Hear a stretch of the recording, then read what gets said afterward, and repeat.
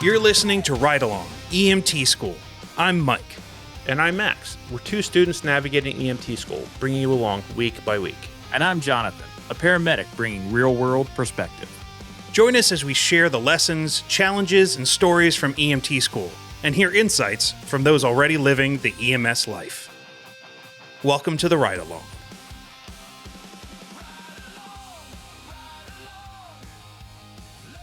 All right, we're back again here. Welcome, people. Yeah, we're back on the RideAlong EMT School podcast. With a special episode. We are, and this is an interview episode. We haven't done one of these in a spell. Yeah. And we're here with someone special to us. Yeah. I'm going to read a little bit of an intro. You should. All right. Blush. So we'd like to introduce everyone to a pivotal and highly influential character within both Max's and my EMS careers. Like many out there, our EMT classroom experience was at times a bit lackluster. But when we would get visits from providers living and breathing the EMS life, we knew it was going to be a worthwhile night of discussions and skills practice. This is where we met Carter Rowe, EMT, firefighter, EMS lieutenant, and leader of the volunteer program at Chalfont Regional Emergency Medical Services. Carter was someone we were both immediately drawn to, not only by his dedication to EMS as a career, but his unapologetic authenticity and his unbridled enthusiasm for connecting, supporting, and developing individuals into a community of dedicated EMS providers. He had a simple pitch: come to Chalfont, gain experience, and learn from some of the best EMTs and paramedics in Bucks County. Without hesitation, Max and I both knew we would be signing up as volunteers for wherever this guy was trying to pull people to. Because while we were brand new to EMS, we knew early that this industry isn't built around equipment, protocols, or services. It's one built around people. And we've had the absolute pleasure of learning that from Carter and the other members of Chalfont Regional EMS over the last year as we've become 911 service EMTs. So it's our pleasure to introduce you all to our friend and lieutenant, Carter Rowe.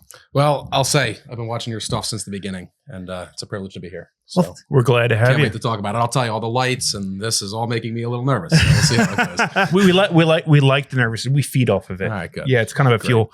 You know, this is a reveal Yes. because of all. I mean, I've leaked it, but thankfully we have an editor over there that I've cuts edited it out a few times. because I've said his name at least half a dozen times, and he's like, "Oh God damn it!" Yeah, we talk about Carter all the time. Anytime we've mentioned our lieutenant, it's Carter. The child in charge. Yeah. Because you'll see him frantically over the computer. Oh, time stamp 21. God damn him again. Love it. So it's awesome to have a reveal and finally be able to say that yes, we are volunteers at Chalfont Regional EMS Service. Can we talk about what you're not anymore? We sure can. Sure Yeah. can. Yeah. I think a great segment is congratulating you two on employment. Oh, thank you, sir. Yeah.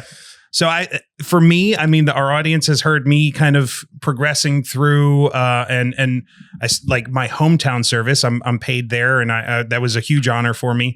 But honestly, I've been working like we've been trying to get in at Chalfont for. I mean, it's been almost a year now. I think we met you just about a year ago. Yeah.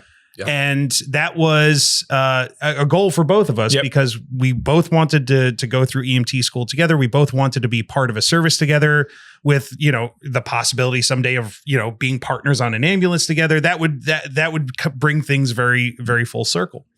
And we've loved working at Chalfont. We just haven't, without having somebody from the service here, we never wanted to kind of like put that out there. Yeah. It's like, this is where we're at. Sure.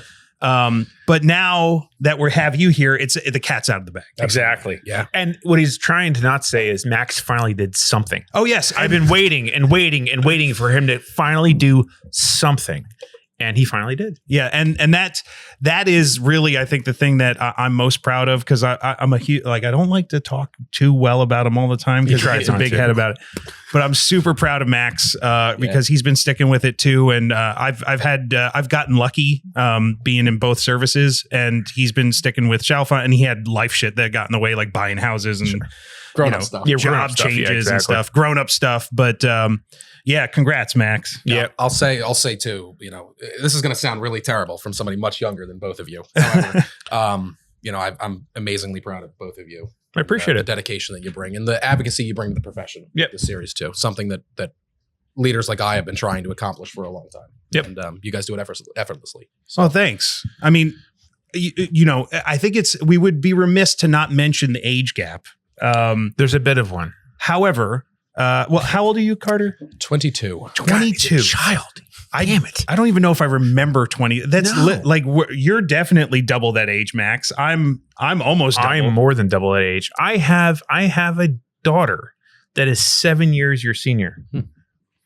Yes. But here's the thing, like the one thing about Carter that always strikes me is that, like, in the business, on time, in the ambulance house, you would not guess his age. Like, No, I thought for sure the first time I met you it was in an EMS class, and I don't think Mike was there.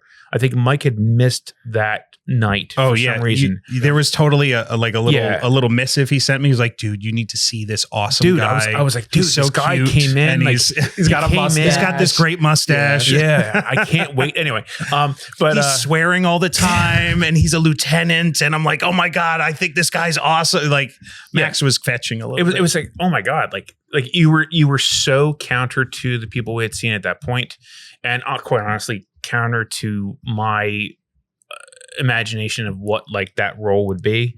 And you're very professional. You exemplify what you do in the role, but at the same time, off the role, you're awesome to hang out with.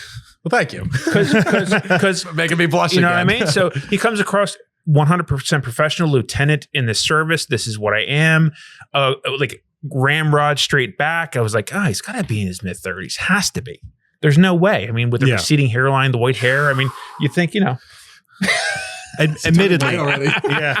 So I'm going to piggyback on what Max said, because like I'm no bullshit, man. Like I've been in the corporate world for 20 years now. That's the path I took out of college. Been working in big pharmaceutical companies, advertising agencies, you name it. I have not had I've had good examples of people that I've looked up to as a manager, people that like I said, okay, when I manage, I want to be like them. And then seeing you and the way that you approach the volunteer program and the operations role at Chalfont, and just the things that you like, the way that you communicate, and the seriousness and the like, the balance between the connections with people and hey, we got a job to do. I'm like, this is everything that like, somebody that I can look to and go, wow, that's somebody that I want to be a manager like him. And he manages like I want to manage. And like, dude, like he's got to be older. And like, I was like, he's 22. Yeah. This isn't fair. This is not fair. I had to learn over a lifetime to like, manage that well and to treat it that well. But that's what immediately struck me about you. So you're making me turn red. I know. I know. I appreciate that. Been blessed with the mentors that I've had over the years. Yeah. It's I'll talk about that. We stand on the shoulders of giants usually. Absolutely. Don't we? Yeah.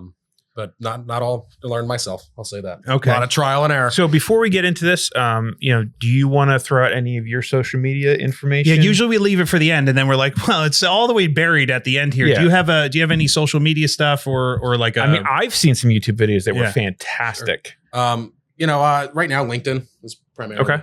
If you want to see kind of what our leadership and I know you were doing some shorts too, which I thought were fantastic. I mean, you were starting to kind of give that layout, like, okay, you want to be a volunteer, you want to be an EMT, and some very productive statements of what you should be doing. I think you need to put your head down and do more of that, because I 100% think someone seeing that, especially that generation who has the attention span of a friggin' gnat, it 100% will make a difference if you kind of keep at that. I appreciate that. So I mean, the series that I started was Care Starts with Character. Mm-hmm. Instagram right now. That's it. Okay. Instagram Shorts or Reels or whatever you call them. I haven't been putting much effort into that lately, but might give me some motivation to do it again. Yeah, I think you should. Well, here's your official kick in the ass, sir, like you've given to us. Yes.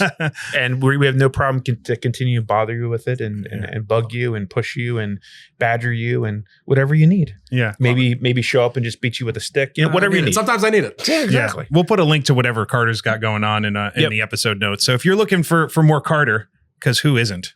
Right. We'll put the link in there. But All right, so let's start there though, because like, we know you have a lot of thoughts, and I've heard some of your videos as well. Great thought-provoking things, like, but who is Carter? Like, how did this whole thing start for you? Like, how did you get into EMS? Like, where does it begin?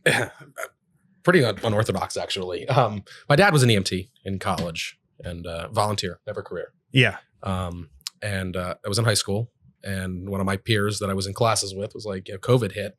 I didn't know what to do. He's like, come ride on the ambulance, see if you like it. And I did that, Warrington Ambulance. So here in Bucks County. Yep. Okay. I fell in love with it. Really? It was the adrenaline Day rush, one? the feeling. I was like, wow, this is crazy. At that point, I was working as a legal secretary. So the staunch difference Oh man, between night being and a legal day. secretary and then going to a cardiac arrest, the first bell that went off. I'm like, this is crazy. Wait, you had a cardiac arrest on your first call Yep. on a ride along? Yep. I mean, So- how do you not continue with that? Right. Yeah, it was crazy. I felt nothing like that ever in my life. I'd been in the fire department, little small town volunteer fire department since I was 14. And that feeling I got on the ambulance was unlike anything I'd ever felt before. It's like a drug. Oh, it is. It is 100%. I don't even know what word I would, the word that I would use to describe it if we were not on camera, but the feeling was terrific. I got you. Yeah, it's alluring for sure. Like, I mean, even for me, it's funny because hearing you talk about your first call and getting called out for a cardiac arrest immediately made my head spin back to my first cardiac arrest where I saw you. Yep. Like that was it was a male who had overdosed, and a bunch of his friends were in the same room, and we get in there, and I think you were on a second ambulance coming in right after us, but we were on the first responding unit. So like I'm there with the paramedic, we're setting the whole things up. It's first time I'm bagging anybody, assisting with breathing, and like seeing you come in as the all-knowing lieutenant and kind of helping control the scene. Like I just saw you come in and start going, like directing people in different places.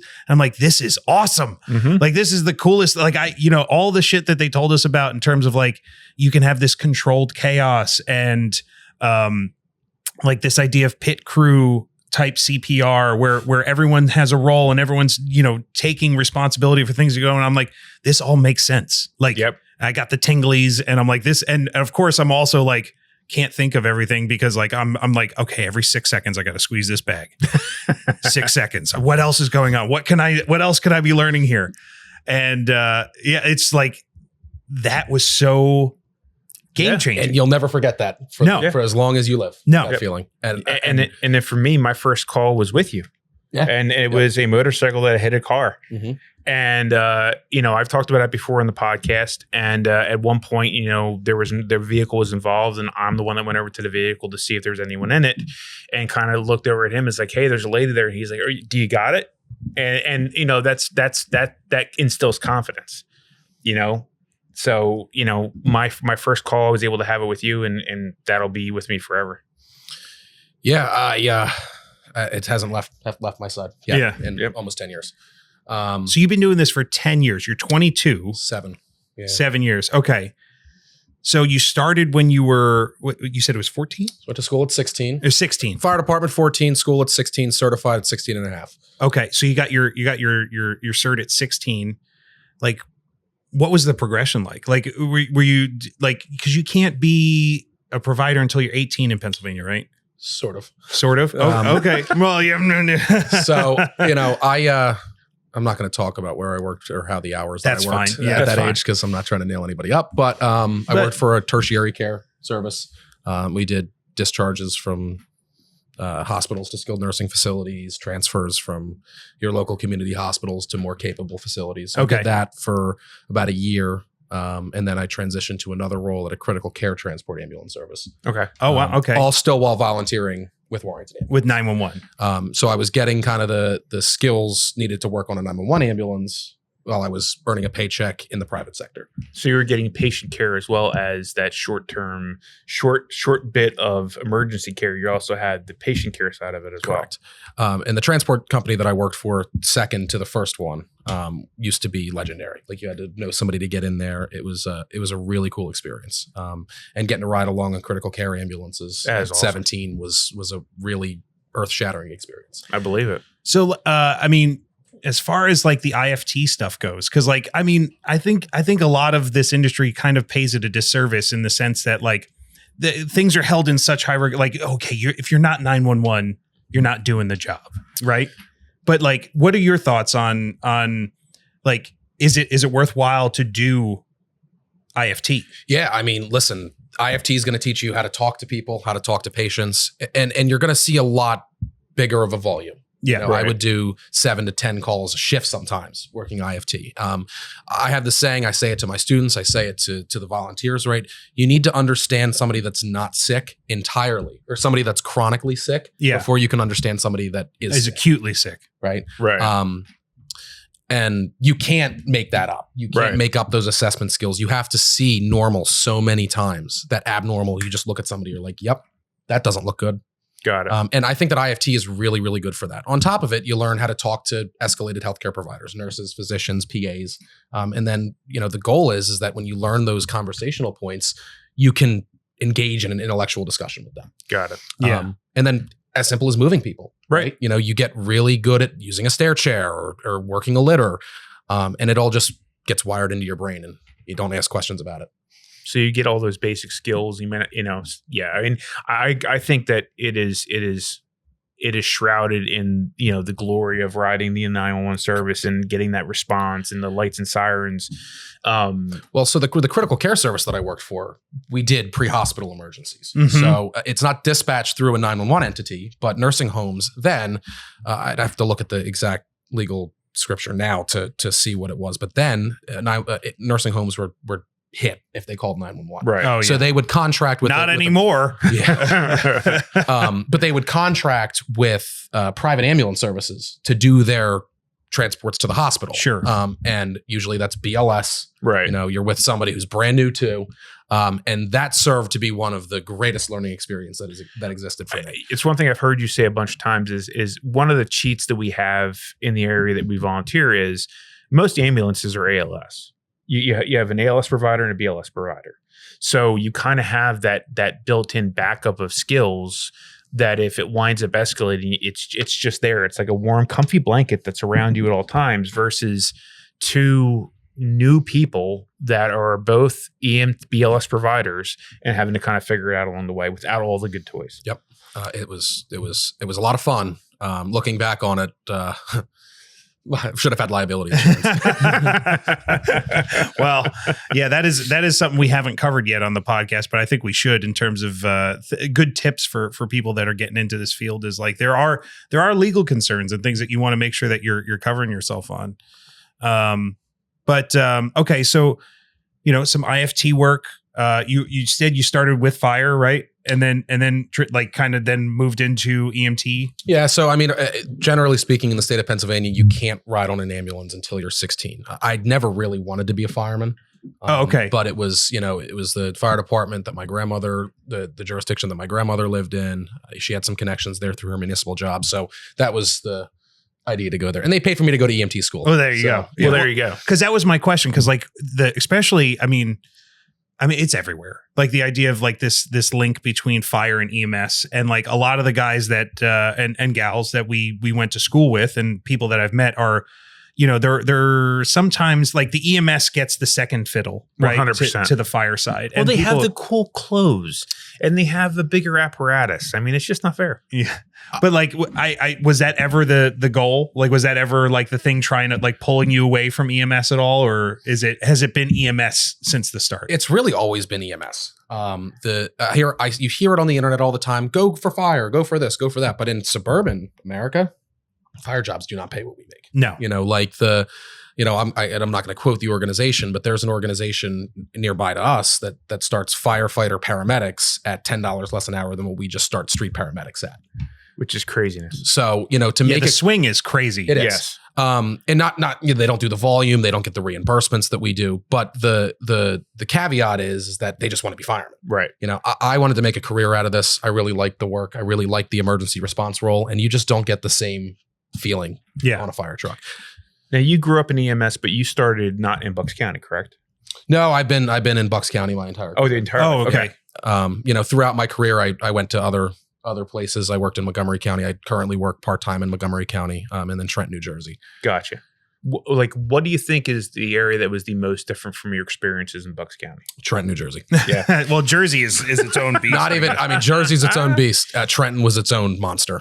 Really? Yeah, it was. Yeah. Well, it's, I mean, you're like, this is the fascinating thing to me, talking to people that just do the job in different types of areas, right? So you're, instead of suburban, more urban, cross state lines, completely different system structures, because New Jersey is like a fly car state. Correct. Right? Like they don't have I mean, maybe it's somewhere, but for the most part, I think they don't staff ALS ambulances. No, right? I mean, so critical care ambulances, which is an EMT and a nurse in New Jersey, they can put those up through a hospital system, but you don't usually see those in municipal services. So the model is BLS ambulances and then 2 paramedics in a car out of a hospital. Got it. Which in the inner city environment, right, worked great. Yeah, because most of the time I was within 5 minutes to a hospital that Right. could do PCI, that was a stroke center, trauma center.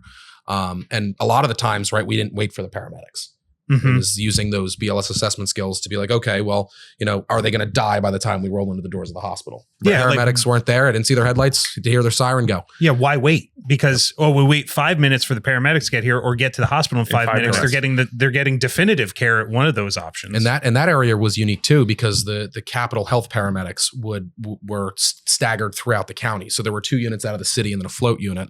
And sometimes you would be getting an ALS unit on a cardiac arrest from Princeton, which is about half an hour plus from the city. And you know, that was really, really unique. There were some times where there just was no medic available. And it was a really great learning experience. And even with a couple of years under my belt in busy suburban 911 systems, it was shell shocking. I believe it. Yeah, it's so interesting to hear the different side of it. Cause like especially from our standpoint, where, I mean, I do have a little bit of a leg up, because like I've seen across different county lines, right? Like Lehigh County is slightly different in the way it does some things as Bucks County, but then hearing from people that have worked across many different things, or like those that are we work in like a rural system here versus an urban system here. It like you realize just how vast and varied the job is. I mean, and like there were little things with that too. You know, the amount of times that we got police on calls in the project housing developments was crazy. I mean, I could go on and on about some of the stories I've told both of you at the time, right? You know, but I really think that, you know, I actually like the Jersey model. Yeah. And there is the saying, and we have it here over the bridge, but you know, most of the Pennsylvania EMTs are really well versed in medical theory, because they're working on ALS ambulance. They're seeing paramedics treating certain complaints and illnesses on the daily basis. So they're learning, they're keeping that in the back of their mind. Trauma is where a lot of them lack. So you go into Jersey, and if you get shot, drag me across the bridge, because I want the Jersey EMTs taking care of me. That's their bread and butter. Yeah. But, you know, medically, you know, I came in there and I feel like, you know, I've learned all about this being with a paramedic most of my career. And I felt that medically that gave me a leg up, understanding disease progression and stuff like that. But it's, again, different skill sets. Yeah. Like the whole difference between like being a solid, you know, like attendant in charge, like the person running the call, versus like a solid ALS assist role. Like I feel like we get a lot of reps at the ALS assist role. 100%. And like, I feel very solid on that. And then I have to work real hard to like push myself to make sure that I'm still finding opportunities and not letting myself slack. Well, I think the unique thing too is that you don't see this having not worked in that system, but the paramedics, you know, I'm not saying all of them. I work with some great paramedics in the city, but they're not as incentivized to teach the EMTs on the transporting ambulances how to be clinicians. Right. Because A, there's 2 of them. Yeah. And B, they don't work for them or with them or around them consistently. They're doing their own thing. And you're just providing the stretcher and the ambulance to the hospital and maybe filling out their paperwork. Right. So maybe a little bit more of a disconnect between the BLS and ALS sides, because here it's fluid, right? You're integrated, right? Yeah. You're a crew. Yeah. And then that is, I think, the mark of a good service. And I've been super lucky in both the services that I'm, that we've been with, including Shalbert, where there is a high effort in making sure that like BLS providers get that opportunity to lead and to, hey, is this BLS? We make this a BLS call. We don't just put the burden on the paramedics all the time. We give them a break when we can, like, because granted they have a tough job. Yeah, like, but then they have to drive. Some of them don't like to drive. I know some of them don't like to drive. But on the same token, right? If somebody's real sick, Yeah. and I'm like, I love this. I want to go. And I just jump up front and drive. Okay. Yeah. Whatever, Yeah. Oh yeah. That's always the, like when you're there and you're kind of deep into it and you're like helping out and you got everything going on. And then they're like, okay, we can go now. And you go, oh Okay. yeah, oh, that's me. I forgot. Yeah. I'm the one that has to leave and go drive. I'll drive the ambulance and try not to throw you around the back of the box. Okay. So, different experiences, different types of areas, different states.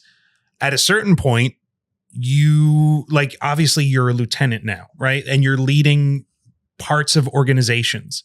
Like, what was that like? Like, at what point did you start seeing that as the opportunity, as a provider to say, I can do more, or like, was it less of a decision and more of like somebody just made you start doing it? So like they do.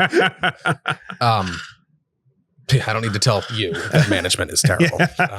Management comes with its own new set of learning experiences, right? I'm still learning to be a provider, know everything. And I'm also learning to be a manager, and I'm trying my best.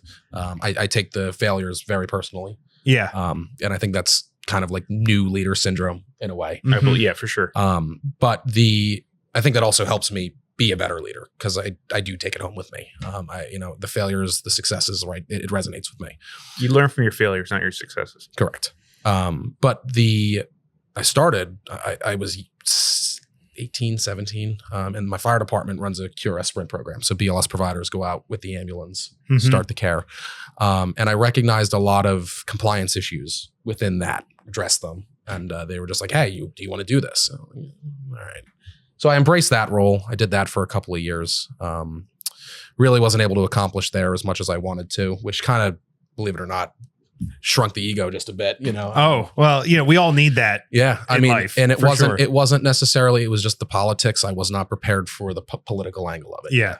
And I was still building my career while that was going on. So I was working for a larger ambulance service, separated from them. And then I went to Warrington Ambulance as an employee now. So I didn't go from a volunteer to an employee. There was a gap in between that.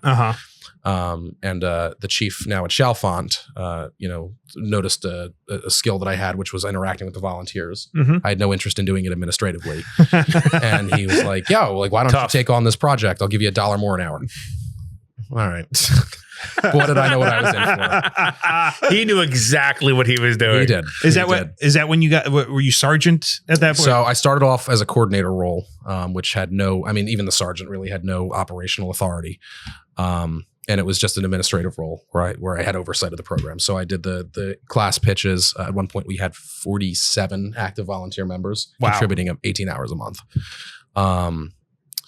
And just to call that out, because when you're the lead of the volunteer program, there's not like there's a substructure within the volunteer program where some of those volunteers are then leading other volunteers, right? Like, essentially at that point, you're directly responsible for 47 individuals. It's a bag of cats. Of the toughest demographic of people to lead. Exactly. And I'll touch on that because, you work for me, you work for the organization, right? You pay a mortgage with your salary. You're going to, you get some problems. Any logical person is going to be like, okay, we should correct this so I can have my health insurance, right? Yeah. They don't get any of that. No. So you have to really creatively find ways to encourage them to do better. Well, I would officially like to say at this point, you're welcome. Thank you. Pain in my ass. No, it's a true challenge. Yeah, like if you want to look to people in organizations that are the ones that are really pulling the weight, find the ones that are convincing people to come around and be dedicated without any type of compensation. Correct. Yeah. Right. Like, that is a mark into itself of like, okay, yeah, there's a promise. There's an I don't want to say an inference, but like there's an unspoken kind of bond in terms of like, you're going to volunteer for an organization, you're going to learn, they're going to help you learn. And in turn, you give some service. But like, that is really difficult to keep those people around, to inspire them, to encourage them to keep doing it. Yep. And no organization is going to be perfect, but that was the thing, especially with Chalbrit, that I think impressed us most. Oh, 100%. Was like, okay, the volunteer program is legit. Like they, I mean, from what I've heard and what I've seen, some volunteer programs are nothing. Like Correct. Literally nothing. Like, oh, you're a volunteer. Okay, cool. You have a volunteer status, and then you're just doing everything everyone else does. Yep. But there's a curriculum, there's a plan, there's all this great stuff that we do at Chalbrit that you're like, hey, listen, we have a progression system. I saw your email that came out today of like, hey, there's a phase program and everything. It's like, this is legit shit. Like this is how it should be. I think that's, on the chain, we'll get stuck here. I think that's a big advantage of the people that we work with that wanted to see the program. I mean, when I was at Warrington, we had a little bit more of an uphill battle with the leadership and the board of directors, but we still were able to build something that was successful and put a lot of good people. I mean, hell, their 3 of their 4 full-time EMTs came out of my program. Yeah. Because they do a rotating schedule. They have a lot less need for full-timers than we do. However, that was recognized throughout the county, some of the strengths that we'd accomplished. And then when Cliff transitioned up to Chalfont as the newest chief, they were talking about mimicking a program and then put the job offer or the job description out there for my position. And I was encouraged to interview for it. Encouraged. Like, hey, you're going to do this. And we're not going to pay you anymore. Believe it or not, they made me jump through the same hoops that everybody else did. No, well, I interviewed against a panel, which was extremely challenging. I actually really liked the way that they did promotions. Good. There was no prearranged offer. Yeah. It was basically, you got to leave this, you're qualified for this. I can't promise you'll get it. Right. And it's how it should be. Like 100%. Like it should be hard to get the job, but we all know it's not necessarily saying, oh, you're a shoo-in, but it's I think we've even seen it from you encouraging us to be like, hey, you're gonna apply for this. Yeah. You're not gonna absolutely get it, but you're gonna do it. Well, it was a unique challenge, and especially with the panel interview. So the panel made the decision. Yeah. Cliff did not make the decision. Yeah. It was challenging because we were friendly outside of work. Yeah. Right. And coming into an organization with a new set of people, he absolutely could not be caught up in the I'm appointing my friends to officer roles. Oh, I got you. So he was very, very intelligent in making that decision on somebody else. Yeah.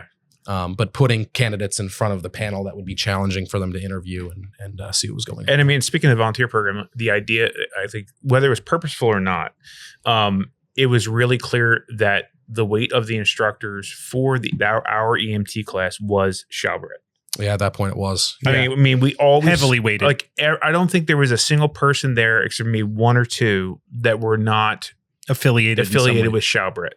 And it made it it was impactful, and you were able to see all the different walks of it. You saw people like Scott, who is a year out of EMT school, and see kind of his look on things and his attitude and his instructional method, which was very good. Yep. And then and then veterans that have been there for many years, and being able to see all of those different personalities from that one service, like, it definitely solidified for me where I wanted to go. Sure. Mm-hmm. Yeah. And Scott is a really good, and I'm naming names on here like anybody knows who we're talking about. But, he was a really great example, and he was just appointed through the same promotional process that I was a lieutenant this year as a part of our most recent cycle. So he's assisting me with that, which no better person to be helping out he's with awesome. that, right? He's a awesome. Career switch, middle-aged guy, Yep.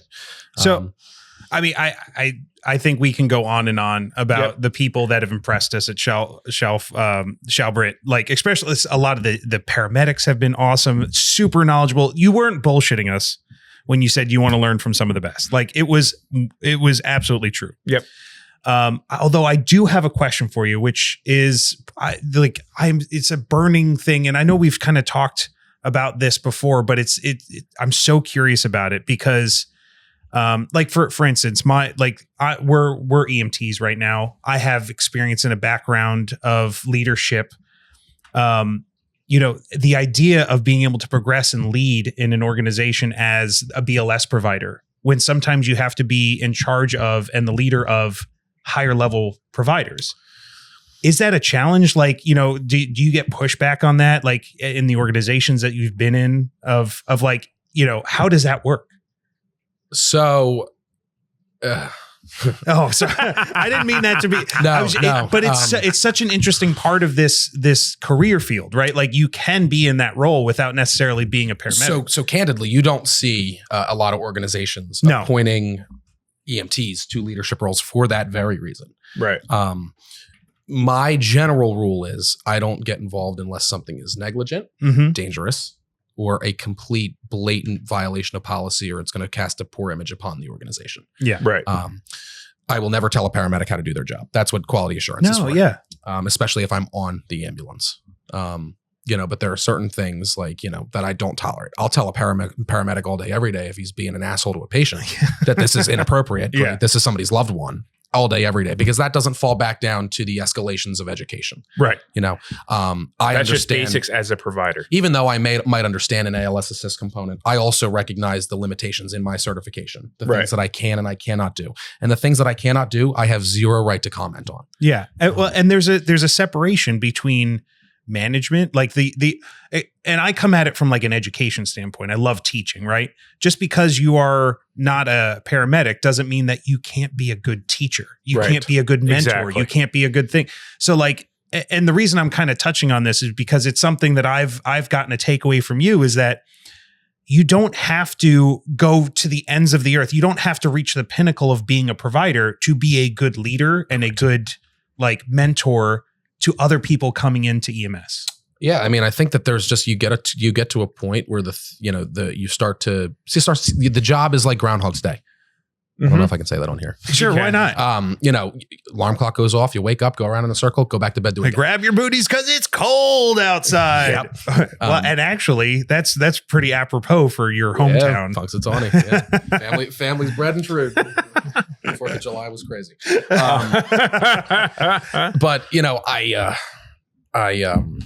I think that is really when you get to that point where you're just going through the motions in a lot of cases, right? Every call seems routine. I think that's when you start to be like, okay, I'm starting to get this. Yeah. You know what I mean? Nothing surprises you. And it took me a while for that to develop and working in really high volume systems. Yeah. But yeah, I still don't feel like I'm ready. A lot of it still feels like, and I'll say this out loud, I say this to the employees all the time, it feels like imposter syndrome. Yeah. And I think that's normal. Yeah. Oh, 100%. I think the professional way you approach it helps, because if you didn't have that, then you would be immediately judged on your age or Correct. your experience level or whatever fill in the blank. Oh, if I walk around the building with my pants pulled up to my belly button, showing everything that's down there, tacked out in gold and a white shirt, which sometimes I will do that. You do. But the white shirt is impressive. The white shirt is very impressive. But that's not a good look to the staff. we were kind of hurt that he didn't wear it. The white shirt. He'd just glow in between. Like we really expected to have to dim the center of the screen you're watching right now. If you're not watching, then well, shame on you. But dim the center of the screen so that it would dampen the glow that would be coming off. Look at how red I am right now. Yeah, it would really complement the ginger complexion. Oh yeah. So well, okay.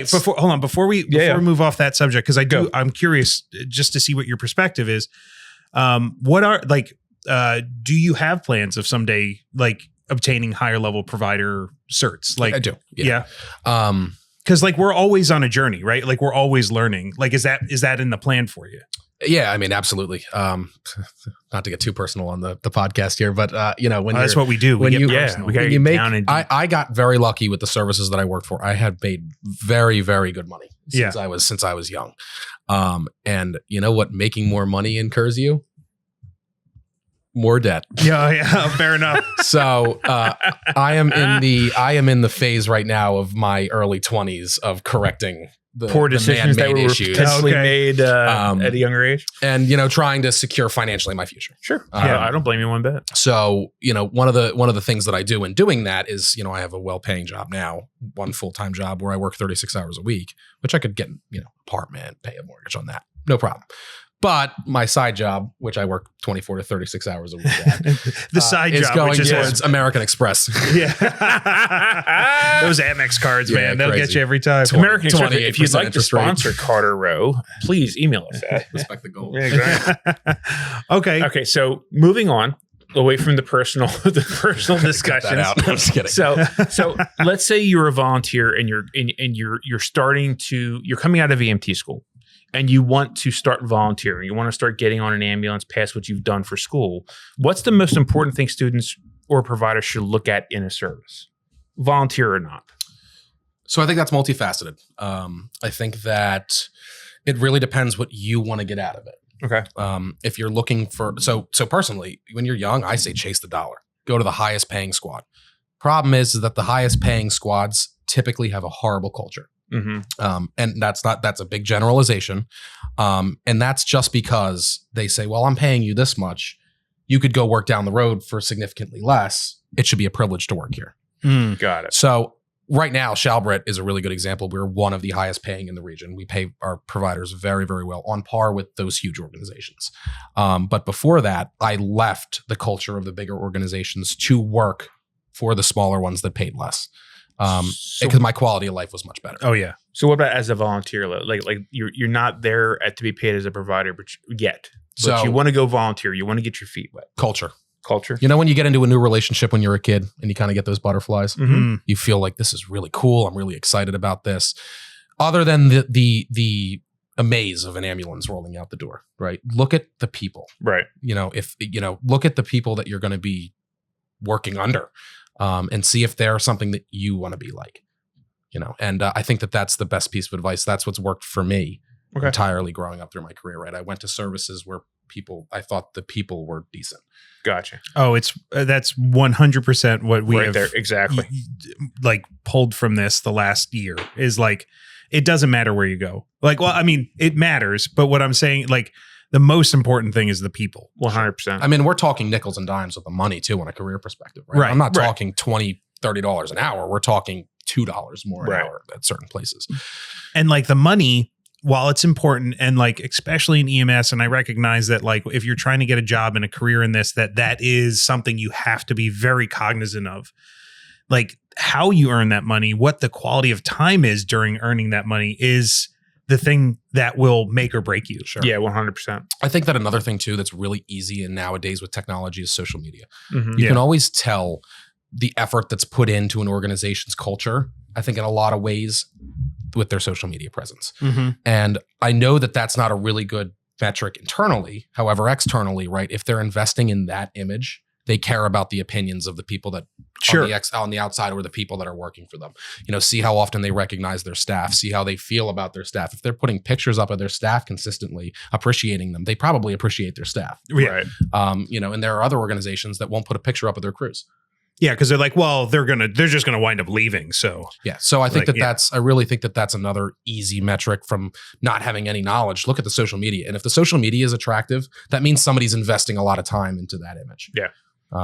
What about red flags? Like things to look for that you're like, well, I mean, maybe I shouldn't like stick around this place. I'm not mentioning any names. But no, don't mention names. No. But you've been around like the block, right? Like you've seen some things that you're like, hey, if you start seeing this is maybe something you want to stick, check out a different service. So one that has always jumped out to me was we're like a family here cultures. If you see that put in a job description, it's probably pretty bad. Yeah.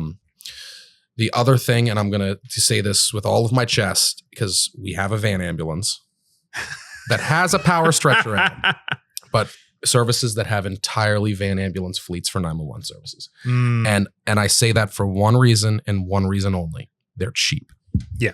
And if that service is investing the savings into their people, that's one thing. Right. A lot of the places that do that don't. Yeah. They anticipate to hit bottom dollar. So everything else is going to be lowest bidder. So when you type see of deal, too. when you see van only services, explain what that means. So for someone that doesn't understand. Sure, you have your big box ambulances, and then you have your little tiny transit vans. So like the sprinters and the transits. Correct. And they are very cheap and quick, whereas the box ambulances are usually built to spec. It costs a lot more money. Equipment is a big part of doing our job and doing it effectively. Sure. So, to be given the equipment. Yeah. I'm not saying anything necessarily about local services with that, but I've noticed a trend with organizations. It has nothing to do with the concept of a van ambulance.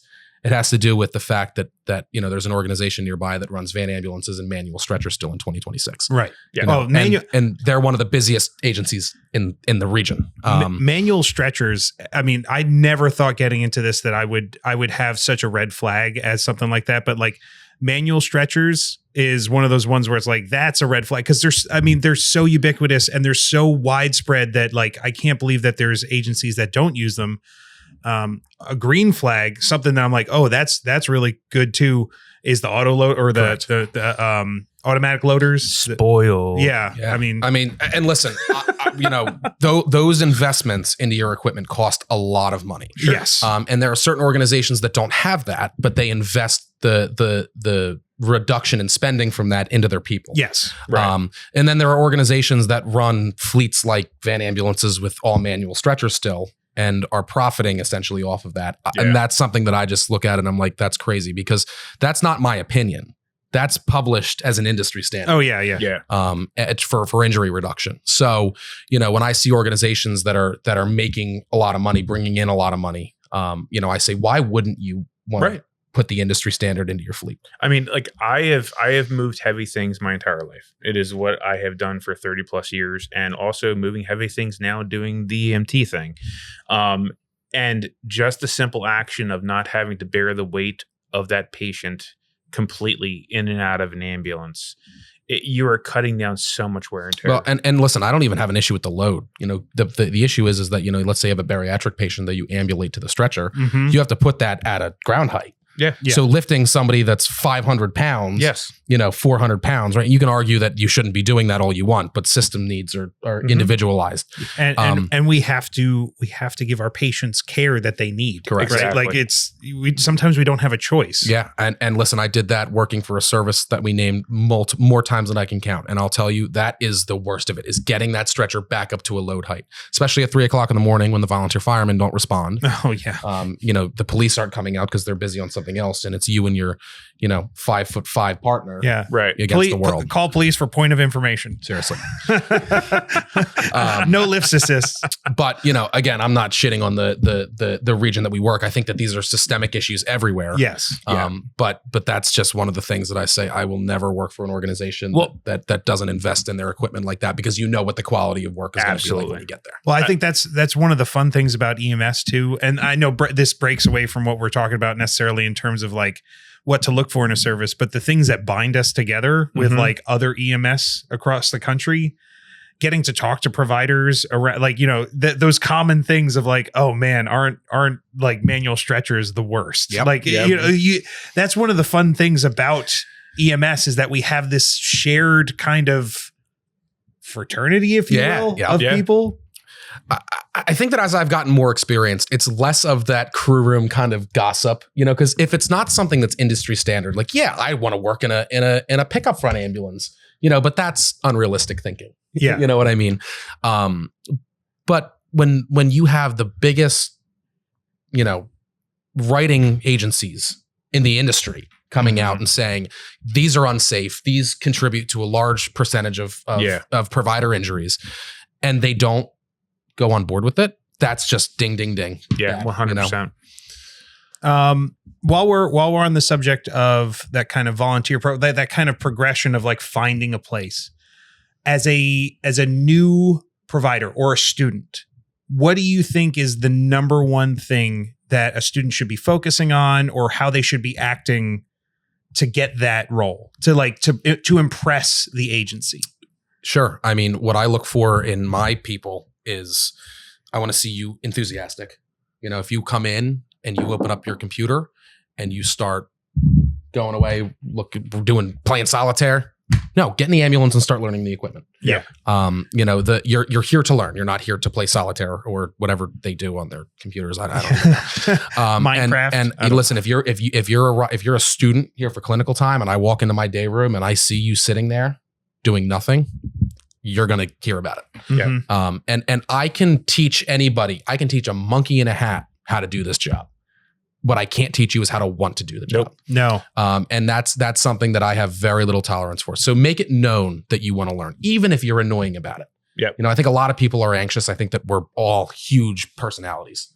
And I think that new people coming in are kind of off put by that. But what I'll tell you right now is that if you have an organization that isn't excited for you to come in and want to learn, and that if a provider were to give you flack for being excited and ambitious, then that's not the place you want to be. Oh yeah. I would say that's a huge red flag for me. Like from getting the experience I've had of medics and EMTs that want to teach you, if they're not interested in teaching you, if they're not interested in showing you what the job is as a student, I think you should turn around now. Yep. I mean, and not even that, because I'll tell you, I have providers that don't want to teach, right? Mhm. They've been doing this for a long time. Mhm. They're just waiting, counting down the years. But I mean, culturally as a whole. And on top of that too, the leadership's response to that, Yeah. right? If you were to say you got to settle down, I mean, listen, when I was a student, I was told I had to settle down, that I had to stop asking questions because I was annoying people. And that was so viscerally irritating to me then, Mm-hmm. but even more now, absolutely not. If I knew then what I knew now, and then somebody said that to me, Yeah. I would have ran for the hills. Yep. And I think that that's really important. I think that nobody should squash the excitement. I think that the excitement should still persist 5 years in. Yeah. And I think that a lot of people aren't still excited because of some of the culture in some of these organizations. I'm worried. Not in general for like, and if you're a young student out there, please don't take any offense to this, but like in terms of seeing the progression of social behavior in the last, I don't know, 10, 15, 20 years or whatever, seeing the progression of how kids, interact with each other these days, I'm worried just for the interpersonal side of things. Cause like we're moving so far away from being able to have a conversation with another human being without there being some sort of, screen helping us do that. I'm guilty as sin of that sometimes, but like the fact that we're doing this, even being able to there's a lot of screens around us, but like the conversation, the art of the conversation, which is honestly one of the things that I count my lucky stars that I have the ability to gab with people and Yes. to connect. sure. Yes. Because doing that on an ambulance is, well, not just with your fellow providers, but with patients it's critical. that is patient care. Well, Mhm. I can talk about this in a much different angle than you too, because I grew up doing this. Yeah. And I really think that the ambulance sharpened my ability to do that. I Yeah. think that having these critical conversations with people, having to tell loved ones that their husband of 30 years just died. I think that the discussions you have to have with people that are much smarter than you, and you have to try to keep up with them. And that really brings out the best of your conversational abilities. Sure. And I think that for a student out there, that's normal feelings, that you might not know what to say, Yeah. but embrace that. Right. Listen more Yep. more than you talk. Try like the skill set of having open-ended questions that ask people to explain things and to elaborate or tell us about your kids, or like even the art of small talk. Yep.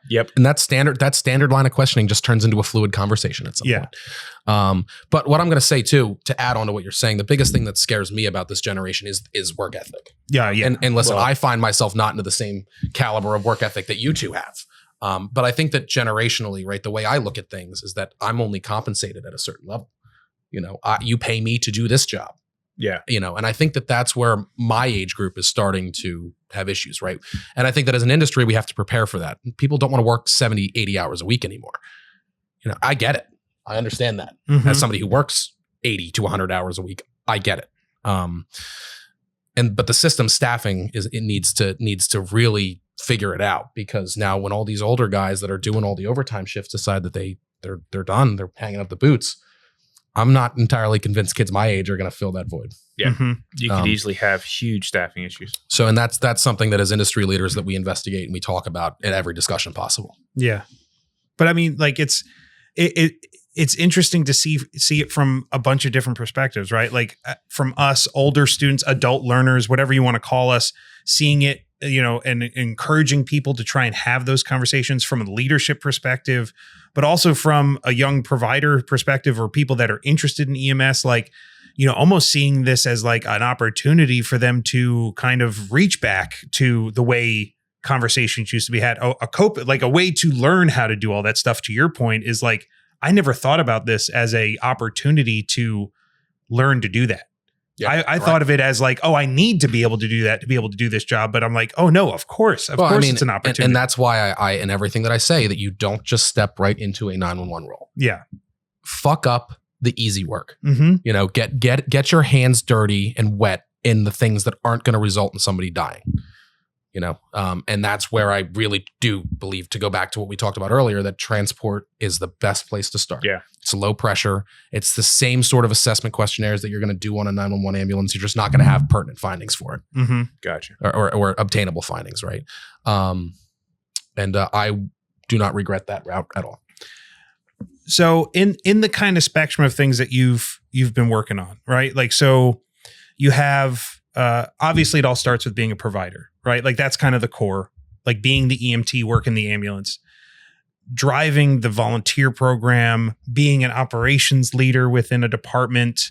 And there's probably other stuff I'm missing as well. Like, what has been the thing that calls that you're seeing as like the biggest calling right now for you in EMS? Like, which one of those things really still gets you? So I think it's morphed over. It has to. So it long, always right? changes. It started off with wanting to be the best EMT in the room. And then I realized that there are a lot more people that know way more than I do, and I'll never be able to compete with that. Then it became, I really want to know the protocols. I want to be that provider that in and out understands the protocols, and I accomplished that.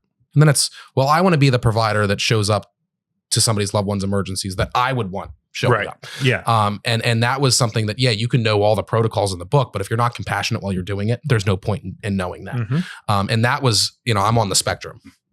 And that was very, very difficult for me to be able to do things with a smile, to show that knowledge with a smile. And even though I wouldn't walk into a room and be a perpetual asshole to people, it seemed like I was. Still to this day, I'm still learning. It's taken a lot, and there have been people that have been really, really patient with me to teach me that. Aren't they the best things ever? Like again, you're welcome. No. What are you talking about? You have RBF all the time. Seriously.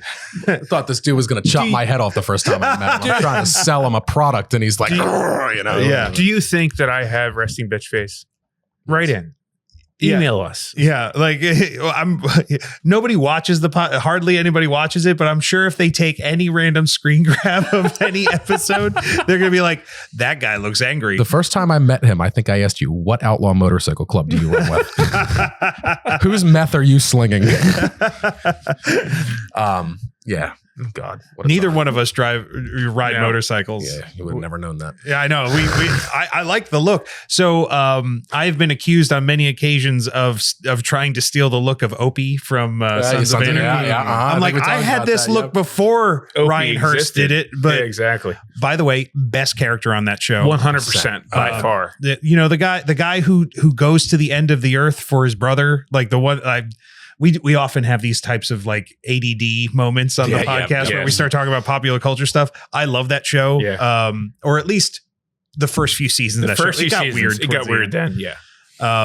But you like motorcycles, right? Oh yeah. Is that your thing? Like outside of work, do you love is that like the thing that you love the most? I've had a lot of ADHD induced passions over the years that have been soaking and then just get hung up to dry. Do you want to start laying out cards? Because I've got some too. It's bad. He beats most people. It's bad. I mean, the motorcycles thing has seemed to have stuck, but I have this weird like ADHD is what they're calling it on the Snap Twitters anymore. ADHD? Yeah, autism ADHD. Okay. And it's like, all right, you hyperfixate on something with the autism drive, That's called normal. And then as soon as you get to a knowledgeable point about it, it just doesn't excite you anymore. Oh no, I'm 100% Yeah. like that. Yep. And motorcycling has almost killed me twice. So I really think that, Oh yeah, there's a pretty good scar on, Yeah. on the arm right there. I really think that has always just been intriguing to me. It's exciting. The having almost died makes it more exciting every time that I do it. Yeah. I love it. Harley guy, tried and true. Now, do you I assume you've seen some motorcycle accidents as an EMS provider. Lots. Did that change your view on it? Did it hit you in different ways because you have such a passion for it outside of, I know, like, this isn't necessarily something we've ever talked about, but I'm just curious if those two worlds, when you start seeing those things from different angles, like, do you feel like you approach it differently than other motorcyclists? So in some ways, I feel like I'm much older than my time. Right? Okay. But You are. in that facet, I know I'm a 22-year-old. I know I'm not invincible, but I see it happen to somebody else, and I say, well, he was riding like an asshole. You know what I mean? That's not me. I'll never do that. Correct. That's, by the way, that has nothing to do with age. That has to do with the fact that you're a male. Yes. Yeah. And by the way, it doesn't get better It gets worse. and more expensive usually. Yeah. Yeah. To be honest with you, no. I worry about my friends more than I worry about myself. Yeah. I think that this job has really shown me that life is finite. People die very young, very old, somewhere in the middle. And if I were to die doing that, I'd be happy. Mm-hmm. I don't want to die in a nursing home with a trach with a trach in my throat. Mm-hmm. Yeah, no. Having some big bottom nurse spoon feed me. Yeah, I'd want to do it on the open road. Yeah. And only the good die young, right? And I think that if you live in a fear, it's just you're never going to live. That is true. You're not wrong there. I've absolutely learned, like, the thing that has carried me through probably the last, I'd say 20 years, because I was a pretty cautious person when I was growing up and younger. I was very insecure. But when I realized a few moments in my life where I was like, fuck it, like it's go all in. Like I'm gonna commit to this thing.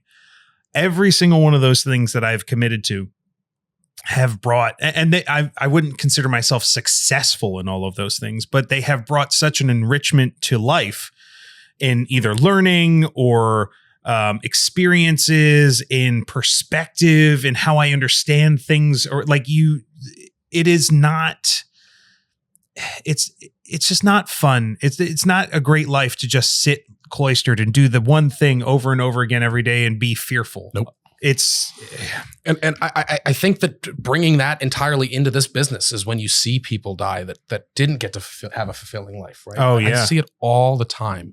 You hear the stories, well, great grandpa always wanted to do this, but never got to do it.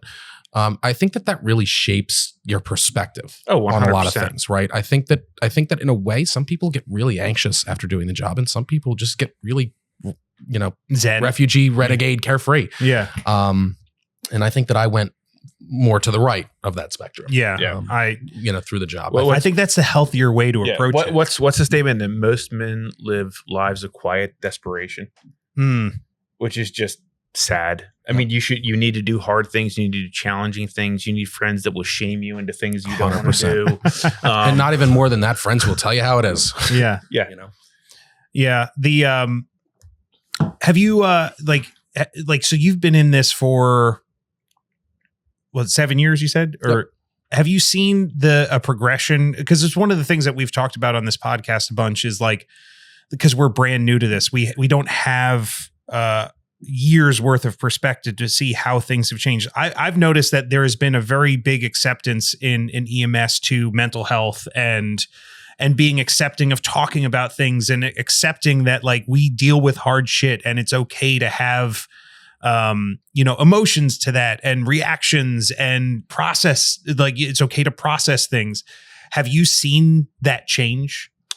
Or has it kind of been that way for you since the start? Or when I started, we were just kind of at that point where we were getting into the advocacy for mental health. That was right about when it started to pivot. A lot of providers lose their lives every year to suicide. Yeah, it's tragic. Between fire department, police, EMS, I mean, all of the uniform service, branches. That's a crippling problem. Mm-hmm. You know, I think that it's reasonable to talk about it too. I think that also in that same culture, you know, there is an element that this is our job. Right. I think that there are people that really harp on that mental health component Mm-hmm. in a way to scapegoat bigger home problems maybe and blame it on the profession. However, I would agree. there have been calls that have fucked me up. Mm-hmm. And to be honest with you, if I didn't discuss them over my career, I probably would have ended up with a bullet in my head. Yeah. And I'm not sitting here from a point of being like, you know, I've seen everything, I've done everything, but to speak to that, some things just suck. Yeah. Well, You know, I mean- some things you just look at and it just scars the back of your brain. Yep. Yeah. I'm legitimately not terrified of it. I'm concerned and somewhat fearful that is coming, because I will be presented with that situation I mean, at some point soon. and then there are certain things, right? Like, and cardiac arrest, you know, that I had at one point, that the Malamar's cookies, you know what those things are? Oh yeah, with the marshmallow in them, they're Yep. fucking delicious. You know, I had a, you know, back when I sleep deprived, you know, it was a rough time. I was working like a dog. But my grandmother, that was her thing. choice. Yeah. Right. And so just in the middle of working this cardiac arrest, I sat there, I'm like, holy shit, this could be my grandma. Mm-hmm. And I think that is really challenging. And that was the worst part it was for me. Now, I don't have children, you know, but, you know, when I run calls with kids, that's always terrible. And then that's the thing that like I'm not holding my breath on. But I know for me, like once I had kids, just a movie where a child gets hurt, like it emotionally bothers me. So that's one of those things. And I've said this to you before. Like I had a couple like very rough calls early on, you know, very like within the first 5 calls, I was like, wow, I'm going to have the guy with the black cloud over my head where it's nothing but DOAs and suicides. But you know, a little bit holding my breath of seeing how I process it, seeing a child get hurt. So it's definitely one of those things that's like it's not ever present, but it has come up in my head a couple times. It's like, okay, well, eventually it's going to happen. I mean, it statistically it's going to happen. there is no way to prepare for how you're going to feel when that happens, right? You know, I used to tell myself it would never affect me. You know, leave it at the door. Some things you just cannot leave at the door. No. But with that being said, I think that those isolated incidents are really easy. Not really easy, but more easy to get through than the compounding trauma. You're hearing that buzzword used in you know, emergency services like psychological guidelines and whatnot. But the real danger isn't the flashback or the smell or anything like that, like combat veterans would experience. It's I think it's the mental shift. I think that there are a lot of EMS providers that are just chronically depressed because of just years and years and years and years and years of just looking at the worst of humanity. Right. I think that creates gloom outlooks. And then it gets reinforced by seeing things and again, that, and again. And then if you do nothing but work right, and go home, that's the only thing that you're seeing. So you're objectively looking at life in that lens all the time. which speaks a lot to that you know, I was talking to you before about, you have to get out there and experience all these new things. Correct. Because the world's awesome. I'm definitely not one of those doom and gloom type of guys. Like I'm a huge fan of getting out and doing stuff. And there's a lot of amazing things to go do and experience. Places that are amazing, national parks and like monuments and like museums and like you name it. There's a freaking amazing thing out there. If all you're dealing with all day is traffic accidents and old ladies falling at nursing homes, Tragedy. You know? You're going to think the whole world does that. Like I've seen that with friends that are cops. They think of everybody as being a criminal, right? Like they go out everywhere and they see that that guy's hiding something. It's like, maybe that may be true, but you have to get outside of that thing that you do every day to think, oh my God, there is still so much more here that 100%. I don't have to see, because we deal with bad stuff. Like it is emergency services. I think routine for emergency services providers is one of the worst things you could ever do. I think that having a regimented routine, I'm not saying routines in general, but I think that Get up, go to work, go to the gym, go home. Get up, go to work, go to the gym, go home. Get up, go to the work, go to the gym, go home. Sleep until noon the next day. Get up, maybe go to the bar. And listen, I lived that life for a very, very long time. And it was some of the hardest years of my life. Yeah. In that cycle and that rhythm. A couple of months ago, I took a solo trip to Florida just because I was so burnt out. I was so done. I'm like, I want to just go see how other people live. So I went down to the Clearwater area and I just sat at a bar and just talked to strangers for 3 days straight. Yeah. And that was really like, wow, there is more than this. Yeah. And I think that those aren't problems that you'll have yet, but the system is really catered towards overworking. Yeah. Because it's easy. It's easy to work 2 full-time jobs. Yeah. Mm-hmm. But it doesn't catch up with you until you're there. One thing for sure, I think, is like getting into this as a field is you have to have a group of people that are actively finding out how you are on a regular basis. Correct. Like, as I was doing the volunteering thing, as I was doing, the riding for class, I was constantly, me, Mike, and Jonathan, who's not here right now, were communicating like what our calls were.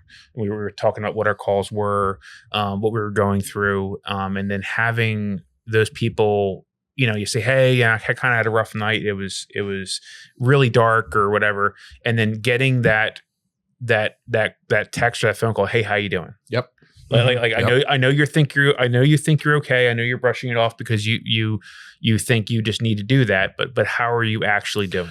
I think that one of the things that I said earlier is don't go into management, right? Is you'll build those relationships, right? Yeah. With your crews, with your people. Yeah. And I had a lot of those before going into management. Sure. And I think that has been one of the most challenging things ever is that I can't figure out how to maintain that friendship, but also be telling you what to do. Well, it has to be. To that point, having some years on you, you have to be able to have an honest conversation with that person where they understand we're talking about this now.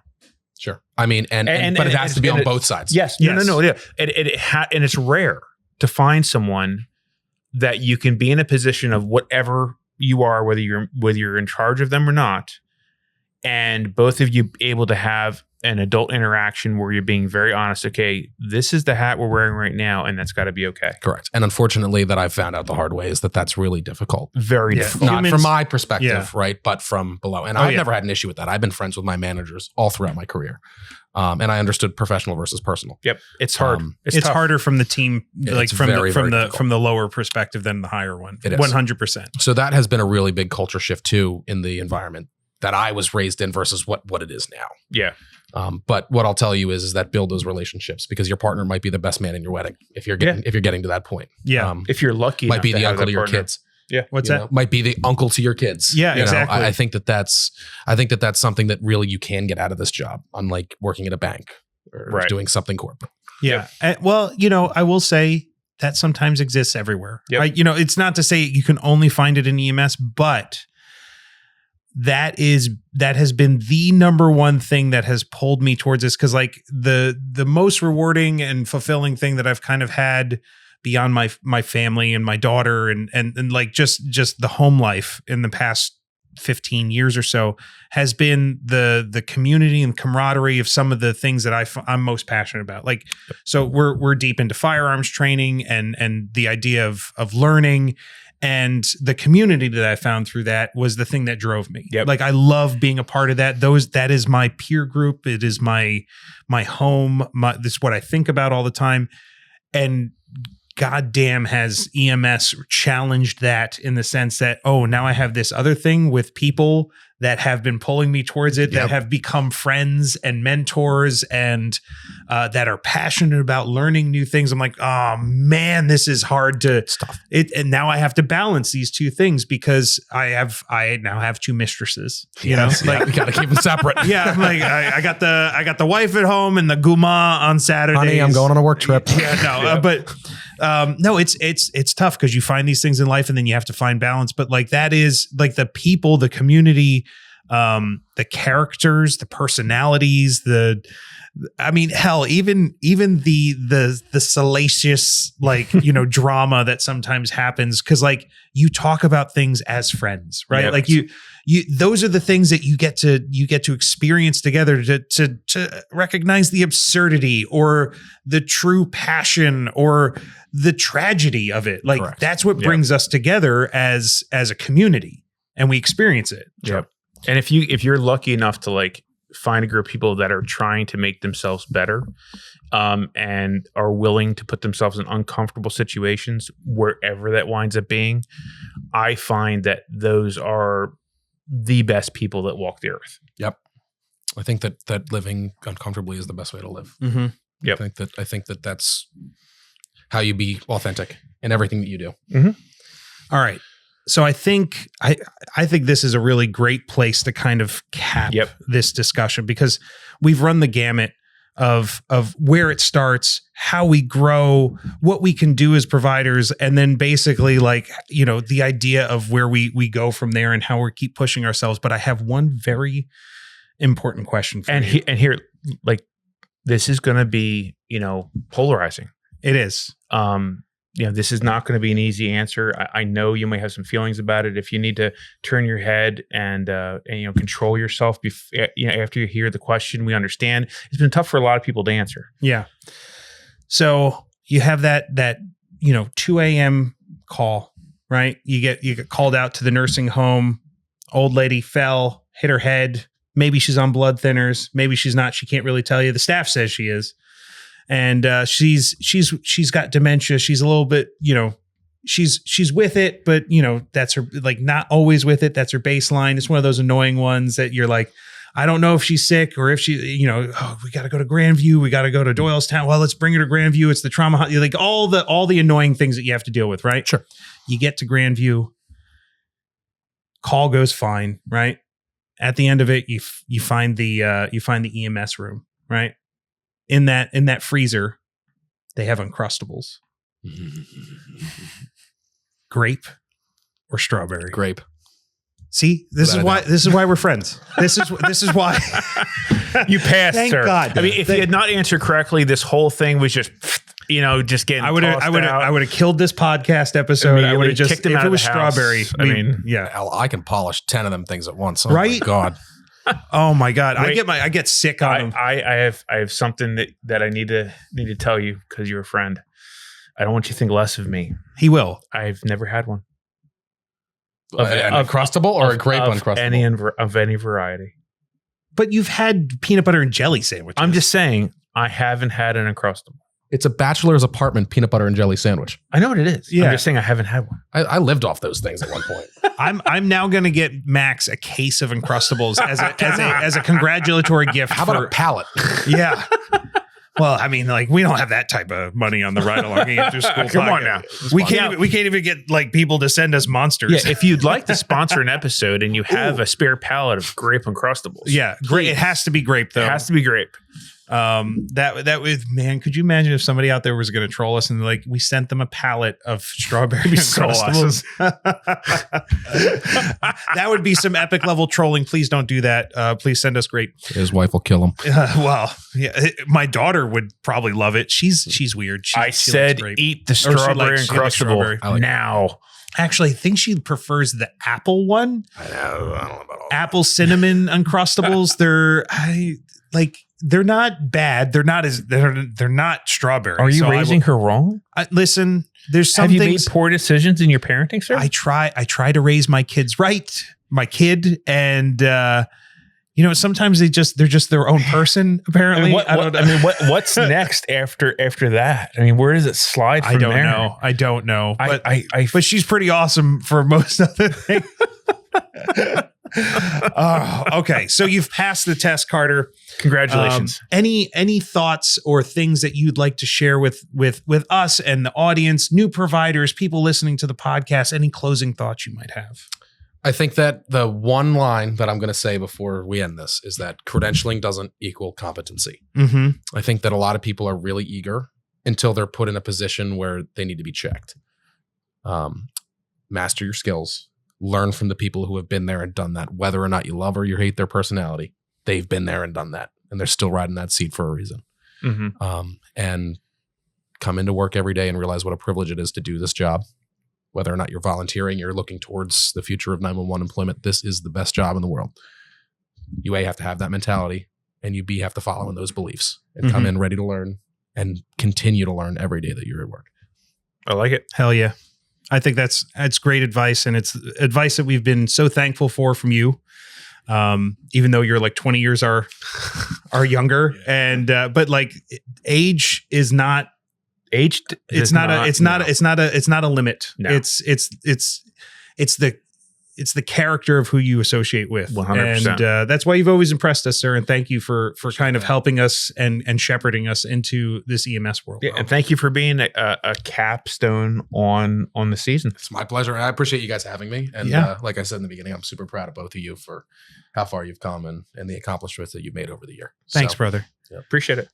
If you want to hear more from Carter, go check out his LinkedIn profile. We'll put any other links in here that he gives us. And if you want to work with us, if you're interested and you're in the Bucks County area, we are looking for volunteers, right? Always at Shalbrit, or we are capped right now. Oh, we're capped. Okay, so go away. Don't forget it. Contact us. No. However, guidance questions. Well, I mean, you could be listening to this episode a year from now. So True. if that's the case, Absolutely. Just reach out. My email is on the Chalfont Regional EMS website. You can look us up on Google. It's probably the first option. There's only one. And then my email's on there. So. Yeah. And you'll see us around there. I'm sure a lot more, especially now that they just won't let us leave. No, I will not. We tried. Just when we thought we were out, they pull us back in. Yeah, seriously. Okay. I wear the pants. All right. Well, thank you, sir, for joining us. This has been awesome. It's such a fun conversation, and we hope to have you back soon. Absolutely. Well, I appreciate the offer, and thanks for having me. Okay. Yeah, All right, everybody. So thanks for joining us on the EMT School podcast. RideAlong EMT School podcast, and we'll see you next time on the RideAlong. This podcast is for educational and storytelling purposes only. It is not medical advice or official EMT training. Always follow your accredited instructors and local protocols. Heartbeats racing in